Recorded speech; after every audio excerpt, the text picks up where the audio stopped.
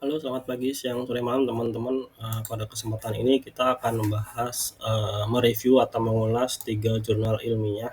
Yang pertama itu tentang prompt engineering, yang kedua tentang OCR atau Optical Characteristic Recognition, yang ketiga adalah hubungan antara AI dan manusia. Jadi ini kenapa saya pilih 3 jurnal ini karena, ketiga jurnal ini sesuai bidang saya, yaitu di bidang artificial intelligence gitu. Yang pertama kita akan bahas tentang prompt katalog dulu ya. Jadi di prompt katalog ini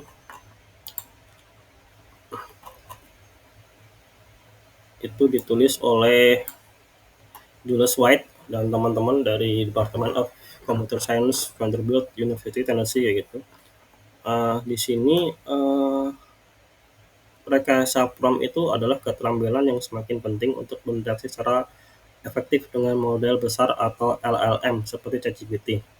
Uh, Prompt itu adalah instruksi yang diberikan pada LLM untuk mengatur aturan mengotomatisasi proses dan memastikan kualitas output yang dihasilkan gitu.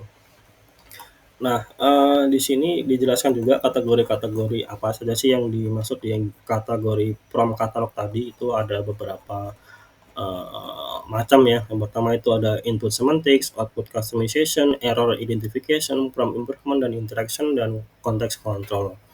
Nah, sedangkan untuk setelah membaca ini saya memberikan beberapa rangkuman ya. Pertama kelebihannya dulu. Jadi kelebihannya itu dia kejelasan tujuan dan struktur. Jadi ini sangat artikel di sini tuh sangat jelas. Jadi memperkenalkan katalog dari prompt engineering untuk meningkatkan teknik rekayasa prompt dengan menggunakan ChatGPT. Yang berikutnya kelebihannya itu adalah kontribusi yang signifikan. Jadi ini penting dalam bidang rekayasa prompt dengan menjadikan framework atau dokumentasi pola prompt yang dapat digunakan di berbagai domain. Ini bagus banget. Jadi berikutnya adalah implementasi praktis.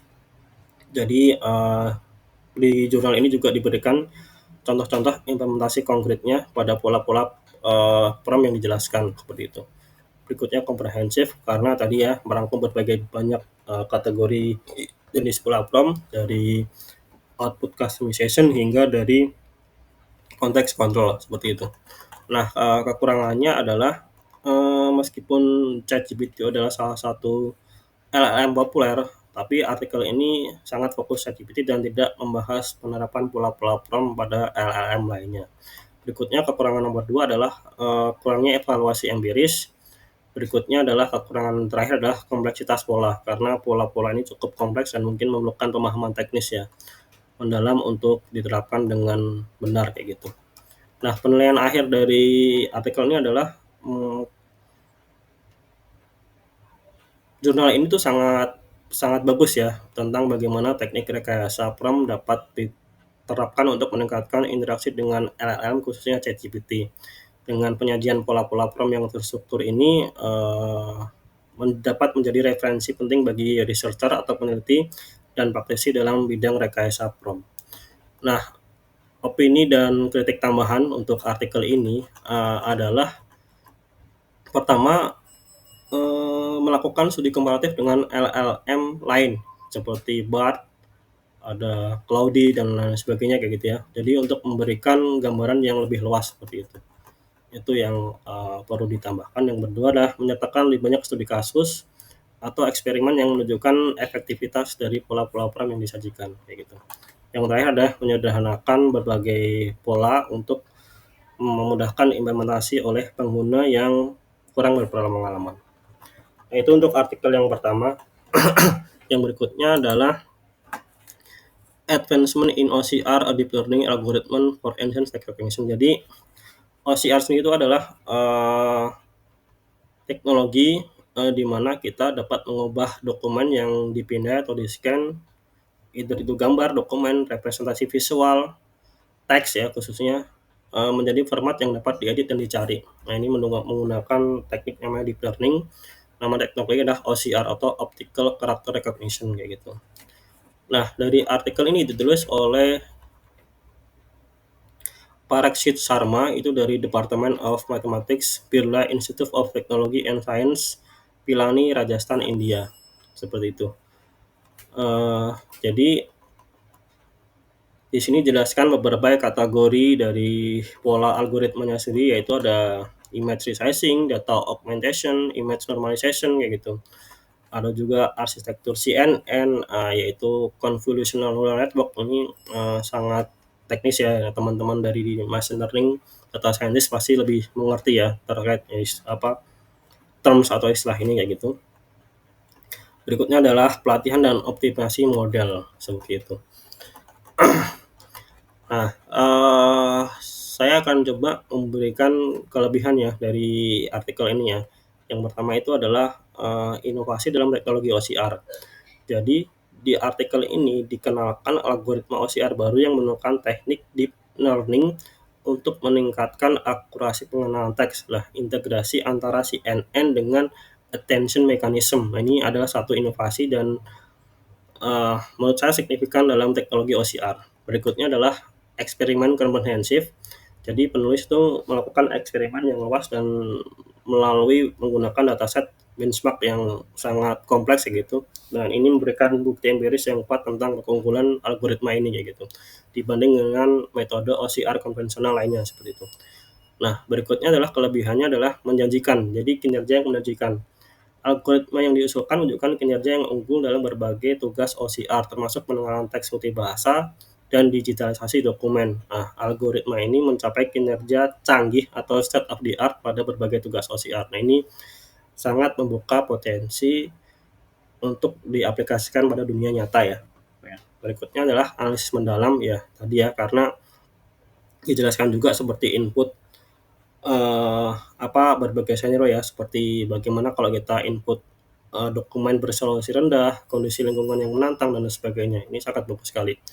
Nah, kekurangannya yang pertama adalah kompleksitas implementasi. Jadi, algoritma ini sangat cukup kompleks ya, karena juga memerlukan sumber daya komputasi yang tinggi dan pelatihan untuk pelatihan dan inferensinya, karena ini belum tentu cocok diimplementasikan untuk user-user dengan limitasi resource yang terbatas kayak gitu. Berikutnya adalah fokus pada aspek teknikal. Artikel ini sangat sulit dipahami untuk pembaca yang tidak memiliki latar belakang mendalam terkait dengan deep learning atau machine learning ya, seperti itu.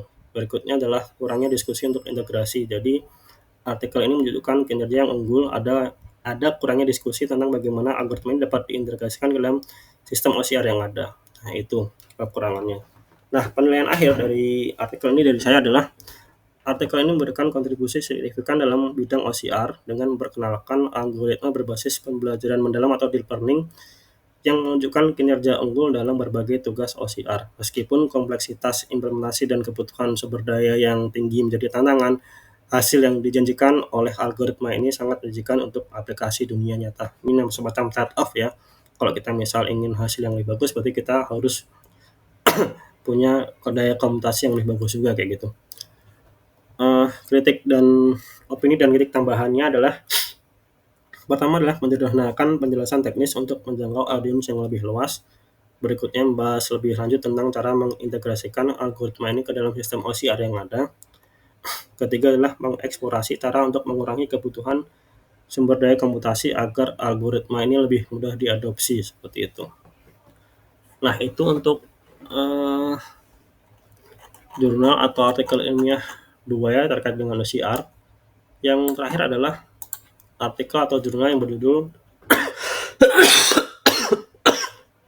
sorry teman-teman, saya sedang batuk ya. Berikutnya adalah artikel yang terakhir yang berjudul The Relationship Between AI and Humans in the Future. Ini ditulis oleh Yi-De Song dari Northeastern University Boston, Massachusetts, USA ya. Jadi artikel itu membahas apakah AI akan menjadi ancaman bagi manusia seperti yang digambarkan dalam fiksi ilmiah, dan bagaimana AI akan mengaruhi kehidupan manusia di masa depan.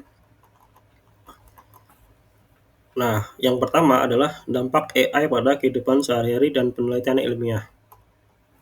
Jadi, dalam AI dalam kehidupan sehari-hari itu adalah AI akan memainkan peran penting dalam kehidupan sehari-hari membantu manusia dalam berbagai tugas seperti mengemudi jarak jauh dengan lebih aman. Berikutnya adalah AI seperti Jarvis itu dalam film Iron Man mungkin akan menjadi kenyataan dalam perkembangan teknologi Internet of Things, IoT, dan teknologi humanoid yang sekarang dikembangkan oleh para perusahaan teknologi raksasa seperti Microsoft, Tesla, Google, OpenAI berlomba-lomba untuk menciptakan robot humanoid yang dapat berinteraksi dengan manusia kayak gitu. Berikutnya adalah hubungan antara penciptaan AI dan manusia. Jadi AI itu tidak bisa menggantikan manusia sementara ini karena manusia masih diperlukan dalam proses pembangunan dan pengembangan AI. Berikutnya adalah kecerdasan AI, di mana AI tidak memiliki kesadaran diri yang seperti digambarkan dalam fiksi ilmiah, as of for now, kayak gitu. AI menggunakan metode matematika untuk memecahkan masalah dan tidak memiliki pengalaman yang sederhana. Seperti itu. Nah, kelebihan dari artikel ini yang pertama adalah topiknya relevan karena membahas ya hubungan antara AI dan manusia di masa depan. Nah, topik-topik ini sangat related dengan masa sekarang di mana AI diobrolkan dari sosial media, dari berita, pemerintahan seperti itu. Berikutnya pendekatan multidisipliner, jadi menggabungkan perspektif teknologi dan fiksi ilmiah. Berikutnya adalah analisis mendalam, jadi penulis memberikan analisis yang mendalam tentang peran AI dalam kehidupan sehari-hari dan penelitian ilmiah seperti itu. Berikutnya adalah kritik terhadap fiksi ilmiah. Jadi kelebihan dari artikelnya adalah berhasil mengkritisi gambaran AI dalam fiksi ilmiah dan membandingkannya dengan realitas teknologi saat ini. Nah, ini membantu untuk menghilangkan beberapa kesalahpahaman yang sering muncul dalam masyarakat. Ini bagus sekali. Berikutnya adalah kekurangannya, yaitu kurangnya bukti empiris, bahasa yang kurang formal, dan kurangnya penjelasan teknis. Nah, ini menjadi catatan buat penulis menurut perspektif saya yang perlu diperbaiki, seperti itu. Berikutnya adalah rangkuman. Jadi, penilaian akhir saya terhadap artikel ini yang pertama adalah artikel ini memberikan wawasan yang berharga tentang bagaimana AI dapat mempengaruhi kehidupan manusia di masa depan dan menyoroti pentingnya regulasi dalam penggunaan teknologi AI. Pendekatan ini menggabungkan perspektif teknologi dan fiksi ilmiah membuat artikel ini menarik dan mudah diikuti. Seperti itu.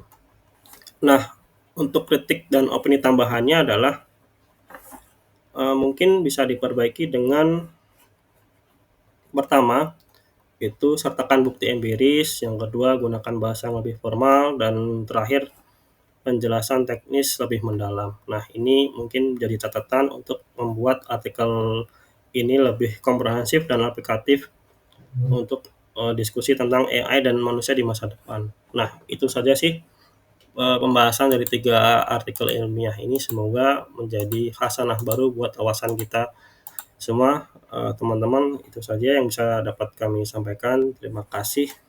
Sampai jumpa.